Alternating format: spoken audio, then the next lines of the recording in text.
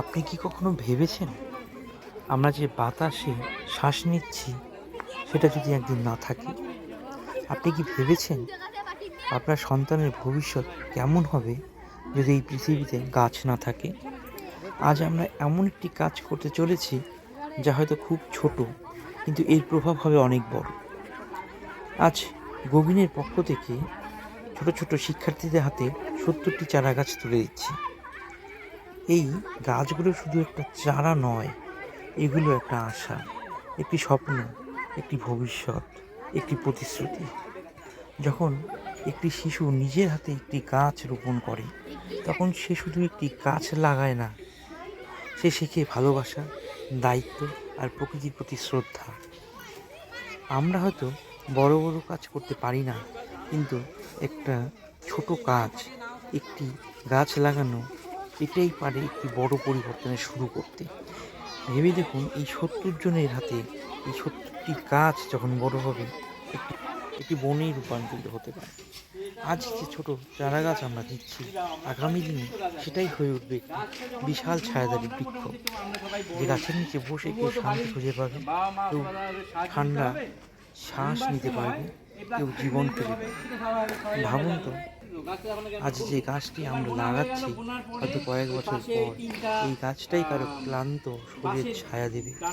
আপনিও চাইলে এই পরিবর্তনে অংশগ্রহণ করতে পারেন। একটি গাছ একটি গাছ নয়, এটা একটি জীবন।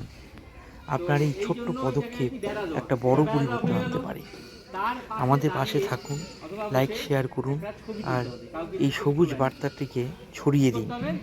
কারণ আজ আপনি একটি গাছ লাগালে আগামীকাল সেই গাছই আপনাকে বাঁচাবে। চলুন আমরা সবাই মিলে এই পৃথিবীটাকে আবার বাঁচিয়ে তুলি, সবুজে ভরিয়ে তুলি। আর দ্বিতীয়, আমাদের যে যত ভালো করে গাছটা বুনতে পারবে, যাতে আমাদের মনে হবে যে গিফট দেওয়া উচিত, সেই রকম 10টা গিফট তোমরা স্কুল ভিত্তিক পাবে। প্রত্যেকটা তোমার স্কুলে তুমি 10জন করে পাবে। সেটা কী করতে হবে? ছবিটা বানাতে হবে। ছবিটা পাঠানোর পর নাম আর এই স্কুলের নামটা, তোমার নিজের নামটা আর এই স্কুলের নামটা ওই হোয়াটসঅ্যাপ গ্রুপে, ওখানে হোয়াটসঅ্যাপের মধ্যে পাঠিয়ে দিতে হবে। ছবি যদি না আমার কাছে পাঠাও, তাহলে কিন্তু সেটা মানে সেই প্রতিযোগী হওয়ার আর কি থাকলে না। যদি ছবি না পাই আমি, তাহলে আমি কীভাবে সিলেক্ট করবো? ছবিটা পেতে হবে অন্তত। আমি চাচ্ছি প্রত্যেকেই ছবি তুলবে, ছবি তুলে আমাকে হোয়াটসঅ্যাপে পাঠাবে। তোমাদের এই 50 জনের মধ্যে থেকে আমি সিলেক্ট করে নিব যে কোন 10 জনকে দিব। আর যদি 10-15টা ছবি পাই, 15টার মধ্যে আমাকে 10টা তো দেওয়া যাবে না, হয়তো তখন 5টা দিতে হবে, হয়তো বা। আমি চাইবো প্রত্যেকে, এর জন্য প্রত্যেকে আমরা কি করব? গাছ বোনার পর ঘেরাও দেবো, ঘেরাও দেওয়ার পরে একটা ছবি তুলবো, সেই ছবিটা এটাই যাওয়া হোয়াটসঅ্যাপ নাম্বারের মধ্যে পাঠাবো। মোবাইল যদি বাড়িতে নিশ্চয়ই সবারই আছে বড় মোবাইল, যার নেই তারা আশপাশের বাড়ি দিদিকে দিয়ে বা দাদাকে দিয়ে তাকে ছবিটা তুলে আমাদের পাঠাতে হবে এই নম্বরে। ঠিক আছে? তো গাছ আমাদের কি দেয়? হ্যাঁ, এটা দেওয়ার পরে আমরা যেটা ত্যাগ করি সেটা হলো কার্বন ডাই অক্সাইড, আমরা সবাই জানি।